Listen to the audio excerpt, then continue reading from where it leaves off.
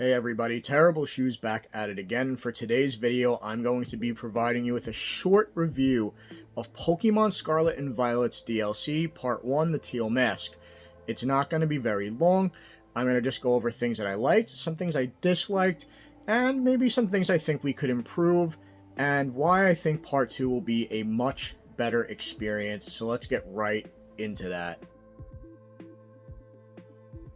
Getting right into it, the thing I really liked about the Teal Mask was that Kitamaki was a very fun place to explore. I felt like the size of this map was actually perfect for DLC. It was about 25 to 30% the size of Paldea, and it had a lot of fun new Pokemon in it. Those are the two major selling points that I really liked about this DLC, and I hope they can do something very similar for Part 2. I know Part 2 has multiple leaks already that have shown a large chunk of the Pokemon that will be in that DLC, and that alone makes me extremely excited for Part 2. Now to talk about the parts that I really did not like about this game.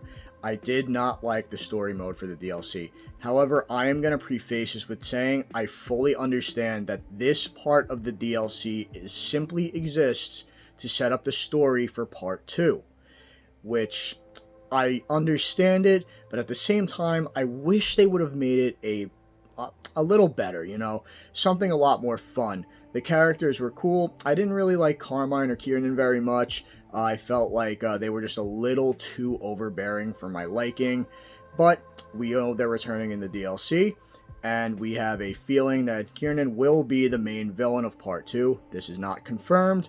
However, Part 1, without any type of spoilers whatsoever, sort of suggests this at one point. I won't go into what happens or anything, but just keep that in mind. Now, with that being said, I am really hoping that Carmine and Kiernan are more refined in Part 2 of the DLC. I fully believe they will be. One other thing that slightly bothered me was I didn't feel like the Loyal 3 were very interesting. Ogerpon obviously was. It was a great legendary to play around with and catch. And overall, I feel like there could have been much more fluff to this DLC than there was. And it really just felt almost incomplete, honestly, in my opinion. And I suppose that's because it is just to set up Part 2.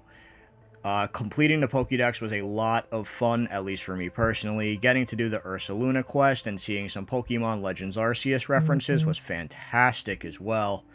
And I hope they do something similar in the next part as well. And the final major issue I want to address with the DLC is that it did not fix any of the performance issues at all.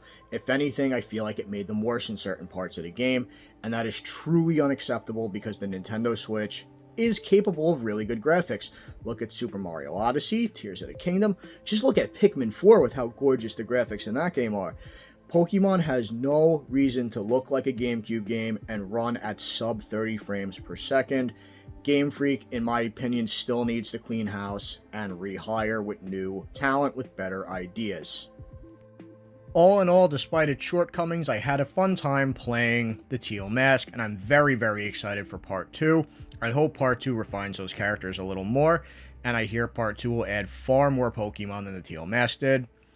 Anyway, at the end of the day, I'm going to give the Teal Mask a solid 5 out of 10. There could have been much more done with this DLC, but again, they kept it light just to set up Part 2, and hopefully Part 2 will be worth the wait at the end of the day. Thank you for checking out my video. Please like and subscribe if you, enjoyed my content.